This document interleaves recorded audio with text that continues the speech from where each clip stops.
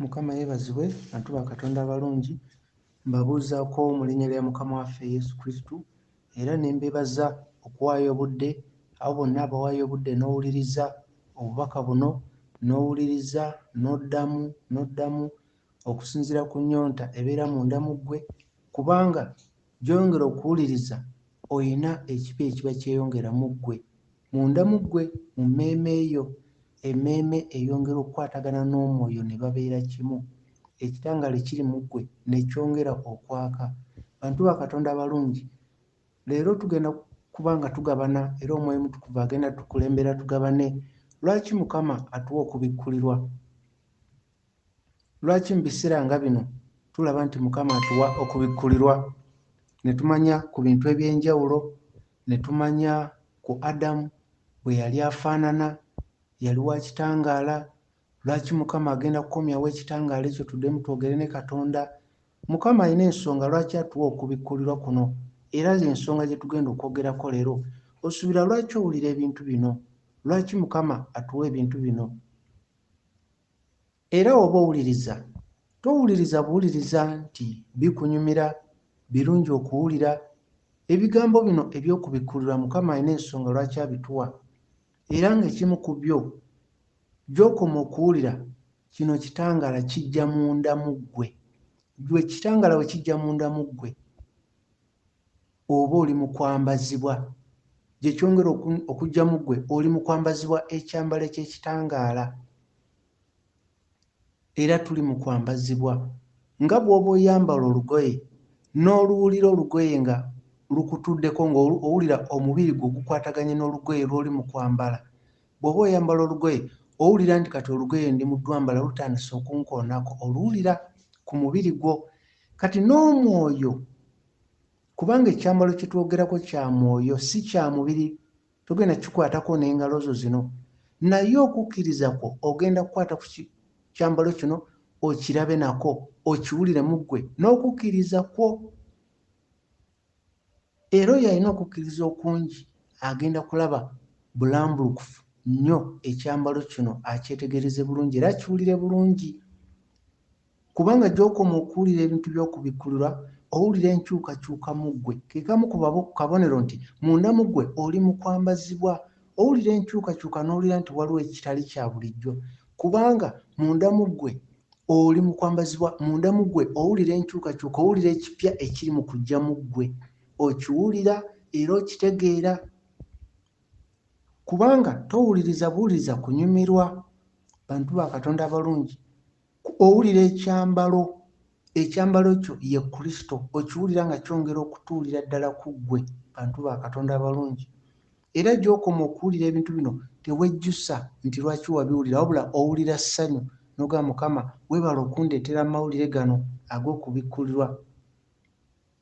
Kubanga ekyambalo kino gye kikoma okujja mu ffe eky'ekitangaala, ng'ekyambalo kino ye Kristo, Mukama alina engeri gy'atukakkanya akuwa obuwombeefu obwa Kristo, si obw'ensi. Kubanga ye Kristo atuwa obuwombeefu, naye ensi yo ekkakkanya.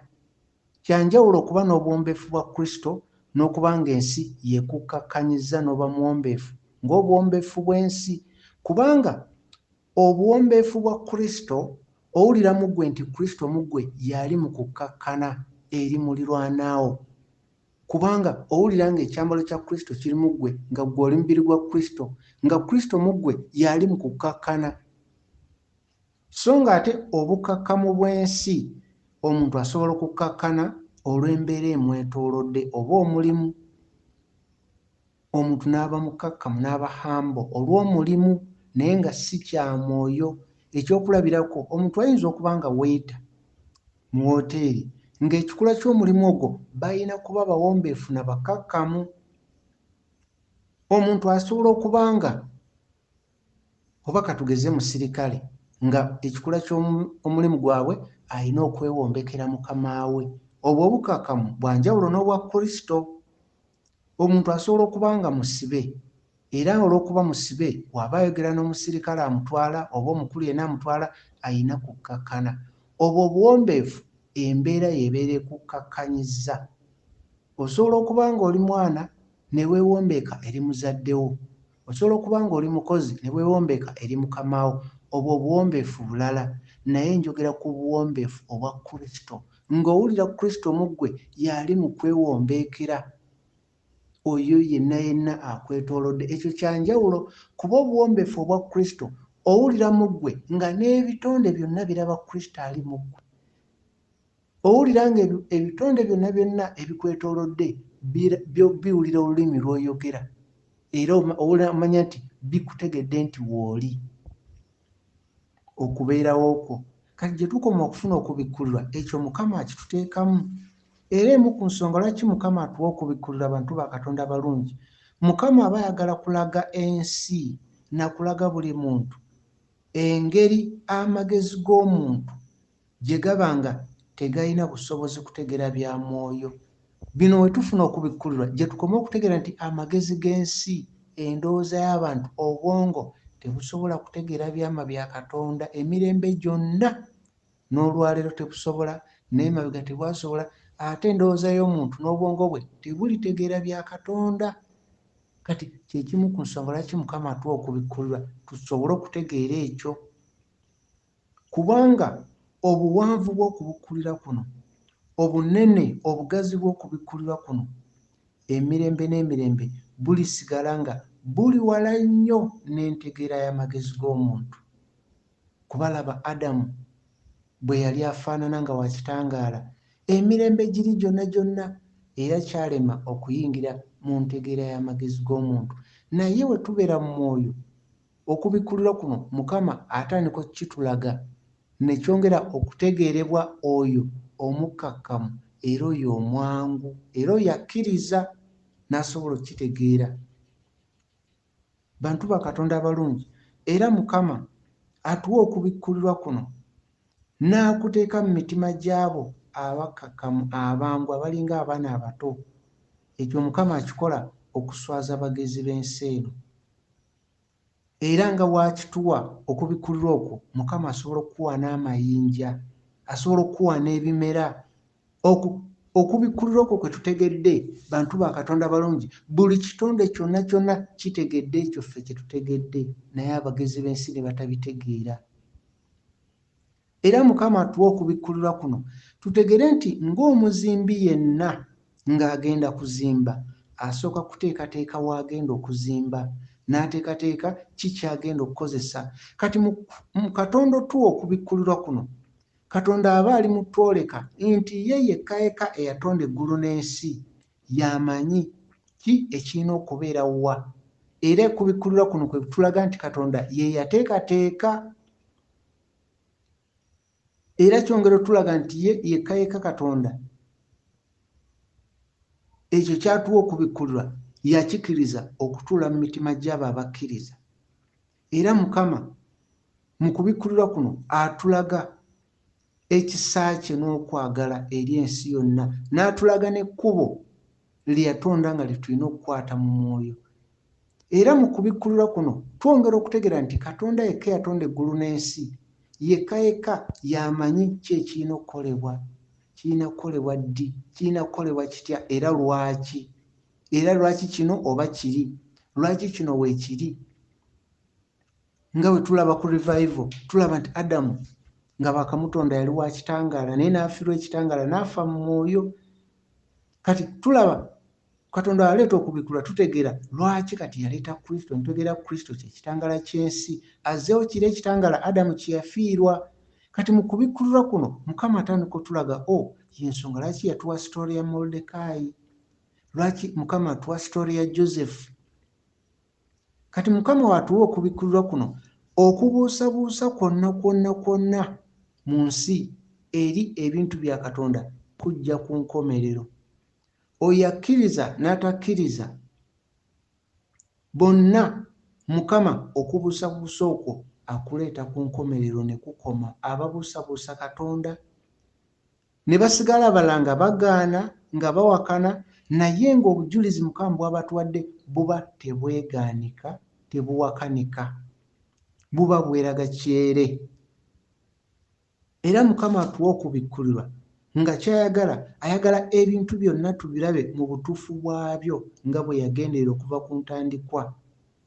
era Mukama abayagala tulaga nti ffenna tulina olulimi lumu mu maaso ga Katonda, era buli kitonde kitegeera olulimi olwo lwe lumu. Bino tubifuna gye tukoma okufuna okubikkulirwa. Yemu ku nsonga lwaki Mukama atuwa okubikkulirwa kuno bantu ba Katonda abalungi. Era oba owuliriza, ddayo owulirize n'ebyemabega, ojjenga otwale obudde owulirize. Togamba bugambe nti nze njagala kati kuwulira bipya. Nedda, tunuulira gy'okoma okuwulira nkyukakyuka ki ejja munda mu ggwe, kuba enkyukakyuka eyo y'akaseera kano akatono n'emirembe gyonna. Kati enkyukakyuka eyo esinga obukulu kuba kyambalo oli mu kwambazibwa. Era Mukama ensonga lwaki atuwa okubikkulirwa abantu ba Katonda abalungi, ng'ayagala tulaga nti ensi buli awuliddeko alibeera mujulizi, era alibeera mujulizi nti Kristo yekka y'agenda okulokola emmeeme. Teri kulokola kugenda kuva walala wonna oba okuwonyezebwa, wabula mu Kristo yekka. Kyekimu ku bye tutegeera mu kubikkulirwa. Era mu kubikkulirwa kuno Mukama kwatuwa abantu ba Katonda abalungi, mwe tutegeerera nti Kristo ye mulangira ow'emirembe, Prince of Peace. Era gye tukoma okuwulira okubikkulirwa, tuwulira nga Kristo ow'emirembe atugwa mu kafuba. Owulira nga Kristo, owulira nga emirembe gikuwa hug, n'owulira emirembe nga gikujjudde, n'owulira nga oli mumativu, n'owulira nga tolina kutya, tolina kweraliikira, kiba kitegeeza nti Kristo akuguddeko mu kafuba, okuyita mu kigambo, kuba ye kennyini kyekigambo. Naye ekyo kiwulirwa abo abali hambo, ate abo abakkiriza, era abo be bagenda okuwulira nga bali kitundu ku Kristo mu kaseera kano akatono n'emirembe. Era nga byonna Mukama abikola olw'okwagala kw'alina gye tuli. Era abantu ba Katonda abalungi, Mukama atuwa okubikkulirwa nga ky'ayagala, ayagala buli muweereza we abeere ddala nga muweereza we, nga si muweereza olw'obukwakkulizo bw'ensi, obw'amadiini g'ensi, emitendera omuntu gy'alina okuyitamu okuweereza. Naye mu kubikkulirwa we tutegeera nti Mukama alina abaweereza be nga si ba bukwakkulizo na mitendera gya ddiini ez'ensi, naye nga bazze lwa kwagala. Nga Mukama mu kubikkulirwa kuno mwe tulabira ensulo ez'ekisa eziika okuviira ddala ku muggo gw'obulamu nga ye Kristo. Ng'emigga gino, nga ensulo zino ez'ekisa ziyiika ne zijjula ne zibimba, kino tukiwulira mu kubikkulirwa Mukama kwatuwa abantu ba Katonda abalungi. Era mu kubikkulirwa kuno tulaba nti Kristo agenda kuseeteeza ensozi zonna ez'omu mwoyo, zonna ez'okubuusabuusa, ez'obutamanya mazima. Mukama mu kubikkulirwa kuno ensozi zino zonna azijjawo n'aseeteeza ne waba nga mu mwoyo tewakyali bikko, tewakyali kubumbulukuka kwa ttaka, naye nga wonna wonna waliwo ennyanja y'okwagala, waliwo n'emigga egy'ekisa, nga byokka bye biri mu mwoyo. Kino okiwulira tumaze kufuna kubikkulirwa abantu ba Katonda abalungi. Era okuyita mu kubikkulirwa kuno Mukama mwatulagira nti ddala ekkanisa ye entuufu ku nsi, abantu we batukuzibwa era ne batuuka mu buwanguzi, ne baakaayakana nga balina omulunzi omu, nga n'eggana lyonna liri limu, era ng'endiga ze ziwulira eddoboozi lye ekiseera kyonna okutuuka ku nkomerero n'akaseera akasembayo. Kino tukiraba mu kubikkulirwa ne tumanya nti Kristo ye mu mutima gw'omuntu ye kkanisa ku nsi, w'ayogerera, w'atukuliza ababe, era awo we wali omulunzi omu n'eggana limu, ffenna nga tulina n'ekyambalo kimu, we tugattirwa mu mitima gy'abantu, ffenna ne tubeera kimu. Era awo mu kubikkulirwa we tutegeera nti mazima ddala ebintu byonna ku nsi ebikwatikako ebitali bya mwoyo biriggwaawo, era bigenda kumiribwa omuliro gw'okwagala ogw'omwoyo. Era buli awuliriza okubikkulirwa n'akuteeka munda mu mutima gwe, bantu ba Katonda abalungi, ebintu eby'omwoyo eby'omuwendo omungi bigenda kujja eri abo abakkiriza mu bukkakkamu. Ebirungi eby'omwoyo bigenda kujja eri abo eby'omuwendo omungi gubeerewo emirembe n'emirembe.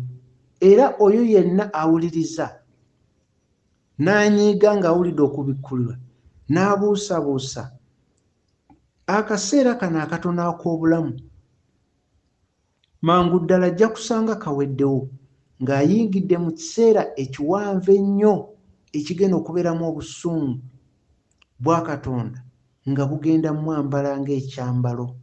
Yawulira, yabuusabuusa, yanyiiga, teyakkiriza. Era buli mmeeme erina eddembe okwesalirawo bantu ba Katonda abalungi, si kyokkiriza si kyowuliriza, buli omu alina okwesalirawo. Naye nga ekiteegaanika buli omu alimirirako mu maaso ga Kristo, era Kristo aliramula bantu ba Katonda abalungi. Era Mukama atuwa okubikkulirwa kuno, kubajjukira okubikkulirwa kuno kwa Mwoyo. Era gwe akutadde munda mu ggwe, owulira mu mwoyo gwo nga mazima. Bantu ba Katonda abalungi, Mukama atuwa okubikkulirwa kuno tutegeere nti ye yekka y'amanyi ffe abantu bye tutasobola kutegeera. Era ye yekka ye musomesa, y'alina obitusomesa. Bino tubitegeera mu kubikkulirwa kw'atuwa. Era ye Kristo bwe tutegeera mu kubikkulirwa nti ye yekka y'alina obusobozi bw'okumanya, era y'amanyi, era y'alina otusomesa. Buli kibuuzo kye tulina munda mu ffe eky'omwoyo nga twebuuza lwaki kino kiri bwe kiti, lwaki kino kiri bwe kiti, lwaki ye kino tunaakikola tutya, tukikole ddi, era kigenda kukolebwa wa? Era buli omu anoonyereza eby'omwoyo n'anoonya amazima. Buli omu afuba okunoonya amazima n'akozesa amagezi ge ng'omuntu nga tali ku kisa kya Kristo, mazima agenda kubula, agenda kubulira ddala buli anoonya ku lulwe nga tanoonyeza munda mu Kristo. Naye oyo ajja eri Kristo n'ayiga okuva eri Kristo, oyo mu mutima gwe agenda kuba n'obujjuvu bw'amazima, era tewali kigenda kukyusa mazima g'afunye okuva kati n'emirembe n'emirembe. Agenda kusigala ali ku mazima. Era okuyita mu kubikkulira Mukama kw'atuwa abantu ba Katonda abalungi, Kristo atwoleka obunafu obuli mu mwana w'omuntu mu kunoonya amazima. Era okuyita mu kubikkulira tulabira ddala n'ekyeyoleka bulambulukufu nti mazima obunafu buli mu mwana w'omuntu okunoonya amazima n'okuba n'obusobozi okugategeera. Naye mu Kristo yekka mwe tusobola okutegeerera amazima. Era Mukama gy'akoma otuwa okubikkulirwa bwe twongera okutegeera nti ddala omwana w'omuntu muzibe, bwe twongera okulaba nti mu mwoyo ensi nzibe era erina obunafu buyitirivu. Era bino obunafu buno bwongera okweyoleka nga Mukama atuwadde okubikkulirwa. Era ntulaba nti obuzibe bw'amaaso obw'omwoyo n'obunafu obw'ensi tebwegaanika era tebuwakanyizibwa, kubanga bwo weebuli. Naye okuyita mu kubikkulirwa tulaba nti omutindo gw'ensi ogw'obutuukirivu gusikibwa ne gukomerawo ddala wansi. Mu kubikkulirwa tulaba nti ensi omutindo gwayo gwe yakola ogw'obutuukirivu n'amadiini, tulaba nti mu kubikkulirwa byonna bisikibwa wansi ne biba nga tebikyalina muwendo.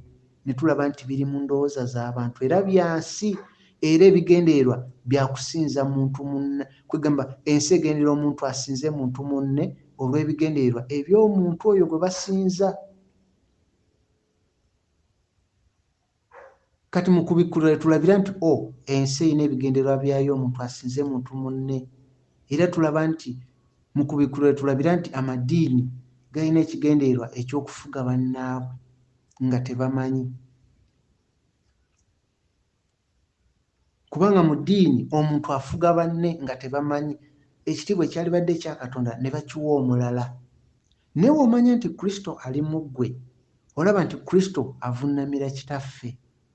Awa ekitiibwa muntu munne, naye okusinza akuwa Kitaffe. Bantu ba Katonda abalungi, olaba nti Kristo ye okusinza ekijja kukusinza ate akuwa Kitaffe, si muntu. munne. Era Mukama gy'ako mutuwa okubikkulira, twongera okulaba nti buli kintu kyonna kyonna kigenda kuleetebwa mu musana ekyakwekebwa, ensi kyebadde temanyi ekya Mwoyo. Olwo buli omu alyoka ategeere wa waayimiridde ne Katonda. Era okuyita mu kubikkulirwa, ekitangaala kyongera okwaka eri buli alina okukkiriza okulamu, oyo omukkakkamu, omwangu, eyeetowaza. Era ekitangaala kino kyongera okuba nga kikyusa endowooza yaffe, newankubadde ekitangaala ekyo tekijja mu ndowooza y'omuntu, naye kikola kinene okukyusa endowooza yaffe, ne tutandika okumanya ebyo ebya Katonda, Kristo by'ayagala. Era ekitangaala ekyaka mu ffe nga tufunye okubikkulirwa, ekitangaala ekyo kye kijjamu buli kawuzi konna ak'ekizikiza n'okubuusabuusa. Olwo enjuba y'ekisa kya Kristo n'eryoka etwakira, ne tutandika okuba nga emibiri gyaffe egy'ekitangaala gitandika okuba nga gyeyoleka. Era oluvannyuma lwa byonna twongera okizuula nti mazima ddala Kristo ye buli kimu mu buli kimu. Kino tukizuula Mukama gy'akoma otuwa okubikkulirwa, bantu ba Katonda abalungi. Kubanga tuli mu kwogera lwaki Mukama atuwa okubikkulirwa. Ezimu ku nsonga lwaki tufuna okubikkulirwa kuno, lwaki wali yagadde owulirize ebintu bino, era twongere okutegeera lwaki owulira enkyukakyuka mu ggwe n'emirembe n'obumativu buli lw'owulira ebigambo bino ng'obiwulira n'omutima gwo gwonna. Kubanga waliwo abiwulira n'omutima gwe gwonna, ate waliwo gwe ebinyiiza nga buli lw'awulira awulira obusungu obw'amaanyi, ng'ate ekitala kimusala busazi, nga ye wabiwulira anyiiga n'akambwala n'awulira obusungu obutali bwa bulijjo, nga kitala kimusaze busazi, kuba kino kitala kisala. Naye Mukama gy'akoma otuwa okubikkulirwa kuno, bantu ba Katonda abalungi, omuntu gy'okoma okuwulira ebitono n'obiteeka mu mutima, otandika okwewuunya mu ggwe, ofuna okwewuunya munda mu ggwe. Era Mukama atandika okuleeta embeera mu bulamu bwo ezongera okwewuunya kuno mu ggwe, ne weewuunya nnyo, ne weewuunya. Kwegamba ng'owulira ebintu ate owulira bituufu, naye ne weewuunya n'ogamba bulijjo lwaki tetubitegeeranga. Era munda mu ggwe otandika okwebuuza ebibuuzo, n'obuuza naye wano nkolawo ki? Era ne weebuuza ebintu bino byonna bye nkoze, n'okakaalukana okw'amaanyi, n'okwewaayo n'okwerekereza okw'amaanyi, n'ogaba byonna byonna bye nkuŋŋanyiza bigenda kunnyambira wa? Era gy'okoma okuwulira okubikkulirwa, otandika okwegamba munda mu ggwe n'okutegeera nti mazima ddala okwagala kwekwo okulina amakulu agannama ddala agagenda kubeera ag'olubeerera. Era ebirowoozo bino gye bikoma okujja mu ggwe, otandika okuba ng'olina ebibuuzo mu ggwe. Otandika okuba ng'olina ebibuuzo mu ggwe, kati n'otandika okunoonya eby'okuddamu mu bibuuzo ebyo. Kati n'oyagala ate oyongere owulirize ofune eky'okuddamu ebyo ebibuuzo ebizze munda mu ggwe. Ate nga ebibuuzo by'olina munda mu ggwe, okusinziira ku kubikkulirwa kw'owulidde, ensi tesobola kuwa kyakuddamu. Era otegeera mu ggwe nti ensi tegenda kuddamu ebibuuzo by'ofunye kuba bya mwoyo, ate ensi ya mubiri. Era munda mu ggwe gy'okoma okuwuliriza n'okwetowaza, Mukama akiteeka mu mutima gwo n'akulaga nti eby'okuddamu byonna byonna eri ebibuuzo ebiri mu mutima gwo bigenda kuweebwa bwereere, kubanga ekisuubizo kikyaliwo Mukama yakituwa. Noonya ojja kuzuula, era buli anoonya azuula. Ekyo Mukama akiteeka mu mutima gwo eri ebibuuzo by'olina. Era okuyita mu kubikkulirwa Mukama kw'atuwa, twongera okutegeera nti mazima ddala Katonda abadde ng'ayogera era abadde ng'awa ensi obubaka okuyita mu bantu ab'enjawulo Mukama be yateekangamu omwoyo we n'abajjuza omwoyo we.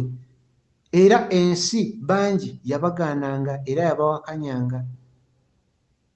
Mukama kennyini n'ajja mu mwana we Yesu Kristo, n'ajja ng'omuntu mu kikolwa ekikyasinze okuba eky'ekisa eri ensi. Katonda otuweereza omwana we. Era Kristo bwe yajja n'aleeta ebyo ebyerabirwa ebyo abawandiisi bye baali baatabulatabula mu nsobi, Kristo n'abireeta mu musana n'abiggyayo ne byeraga mu ngeri empya, mu ngeri eriyewuunyisa n'abawandiisi b'amateeka, ng'abawandiisi bo bamanyi kimu, olina okuwanga muzadde w'ekitiibwa era n'omugonderera buli kyagamba. Ate ne bawulira nga Kristo agamba oyo atayagaleka kwegamba ye Kristo alina engeri gyekyogera ng'agamba nti olina okwagala Katonda okusinga bazadde bo n'okwagala Katonda okusinga obulamu bwo ggwe.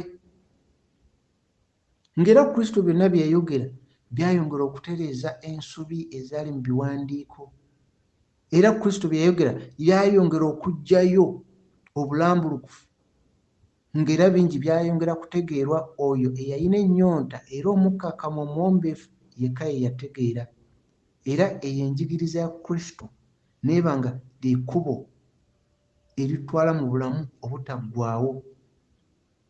Era Kristo ne bwe yamala okwewaayo ku musaalaba n'aba nga ye ssaddaaka ku musaalaba, n'okutuusa kati amazima gakyabikkiddwa mu maaso g'abangi. Amazima gakyabikkiddwa olw'ebigendererwa by'ensi ebitali birungi, olw'enjigiriza n'okuvvuunula okutali kulungi. Wakyaliwo akawero kanene mu maaso g'abangi obutategeera mazima. Bantu ba Katonda abalungi, tulina okumanya nti gye tukoma okufuna okubikkulira twongera okulaba nti bangi mazima ddala bamuzibe, naye ate abamu bamativu era si nabeetegefu okukola okunoonyereza okwabwe, era nga mu mwoyo benkanankana n'abafu, era ne bamuzibe era ne bakiggala mu mwoyo, era nga beeteefuteefu okulwanirira ekyo obutamanya, beetegefu obulwanirira n'obuwolereza, era nga beetegefu obutamanya obwo obuwanirira obuwolereza kye batamanyi era kye bateetegereza nti gye bakoma okubulwanirira n'okubuwolereza bugenda batwalira ddala paka ku nkomerero ey'obulumi era enkomerero erimu okwejjusa. Bantu ba Katonda abalungi, tujjukire nti oyo yenna yenna ayagala okwebaka mu mwoyo, ng'omuntu ayagala nnyo okwebaka, si mwangu wa kuzuukusa. Naye oyo yenna eyeeyimusa mu mwoyo n'agamba kaafune okunoonyereza okwe, yeetegerere ye nga ye. Kuba jjukira mu kutandika tubeera mu madiini g'abazadde baffe. Kati omuntu ali mu ddiini y'abazadde be kitegeeza, oba oyo agamba agoberera ebyabajjajjaabe, kitegeeza ye tanneesalirawo, ali ku bali kye baamusalirawo. Kati oyo yenna atannasalawo yeenoonyeze ye nga ye amazima, ali mu kubula. Naye oyo asalawo n'ayimuka ne yeesalirawo anoonye, oyo yagenda okuyimuka mu mwoyo. Bw'amala okuyimuka, oyo ayimuse ng'era bw'ola omuntu azuukuse, oyo ayimuse yagenda okubikkula amaaso ge n'amatu alabe era awulire.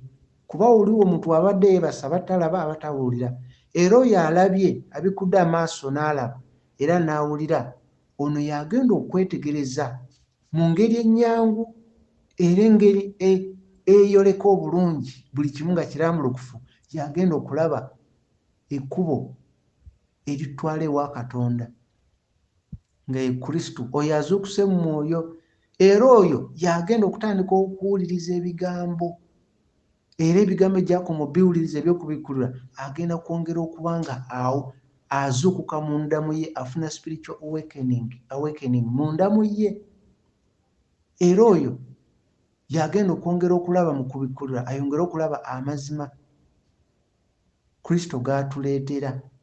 Era oyo yagenda okulaba nti mazima ddala amazima Kristo g'atulaze, era n'ekyokulabirako kya Mukama waffe Yesu Kristo tebyegaanika. Era okutegeera Kristo tekirina kwewuunyisa, kyalibadde tekyewuunyisa muntu yenna, bantu bakati, kubanga tekyegaanika. Amazima n'ekyokulabirako kya Kristo tekyegaanika, era kyalibadde tekiyinza nakuwakanyizibwa. Mukama gyakoma okutuwa okubikkulirwa gye twongera okwetegereza n'okulaba munda mu mitima gyaffe nti mazima ddala kituufu okuteeka mu nkola ebyo Mukama by'atugamba lutalo, kubanga lutalo tulwana n'ab'obuyinza n'ab'amasaza n'amaanyi g'ekizikiza. Tulwana n'okweyagaliza, omuntu okuba nga yeeyagaliza ate n'okuba nti omuntu ye yeeyagala ye nga ye, nga si kwagala kwa Katonda wabula nga yeeyagala ye nga ye. Y'ensonga lwaki okuteeka mu nkola ne twesanga nga si kwangu. Naye eri abo bonna bonna abamaliridde okugondera Kristo ky'atugamba ekyokwagala, obuyambi bungi nnyo Mukama bw'ateeseteese mu mwoyo, obuyambi bungi nnyo Mukama bw'ateeseteese era obuliwo okuyamba bonna abeewaddeyo okugondera ekyo Kristo ky'atugamba. Twagale Katonda okusinga ekintu kyonna kyonna. Kati bwe tumala okwagala Katonda okusinga ekintu kyonna, naffe tugenda kujjuzibwa munda muffe Katonda kyali okwagala. Bwe tumala okujjuzibwa okwagala, olwo tugende twagale muliraanwa waffe. Ffe nga tumaze kufuuka kwagala, olwo twagale muliraanwa waffe, ekyo ekiri mu ffe naffe tukigabire muliraanwa. Gw'omasooka kubeera kwagala, olyoke ogabe okwagala eri muliraanwawo. Kubanga mu mwoyo toyinza gaba ky'otalina. Kino kyekyama era kino kyekisumuluzo, bantu ba Katonda abalungi, ekigenda tutuusa ku ssanyu n'emirembe, kwegamba n'obumativu n'obuvumu munda era mu Kristo. Era kino kyekigenda okuba okuddamu eri abo abanoonya emirembe ku nsi kuno, kubanga mazima akaseera ke kano katuuse. Ffenna endowooza yaffe ekyusibwe, buli omu otegeere Katonda ggwe nga ggwe, otambule naye ng'omuwulira, ng'era omulaba nti ali naawe. Ffenna kinnoomu. Era ke kaseera bwe tumala okutuuka ku ekyo lwe tugenda okutegeera nti mazima ddala Katonda Yesu Kristo oyo y'akulira bonna eggye ly'omu ggulu lyonna lyonna ery'abamalayika, the Lord of Hosts. Ekyo kiwulira ng'ofunye ekyambalo ekyo ng'era omutegedde, era otegeera nti mazima ddala ono ye mutonzi eyatutonda, era oyongera okutegeera nti ono ye mulokozi, era oyongera okuggula omutima gwo n'oyogera naye. Era womala okutegeera kino, olwo oyongera okwenenyeza ddala mu mazima ebibi bye byonna n'okwetowaza mu maaso ge. Bantu ba Katonda abalungi, Mukama bakuume, mwebale kumpuliriza. Amiina.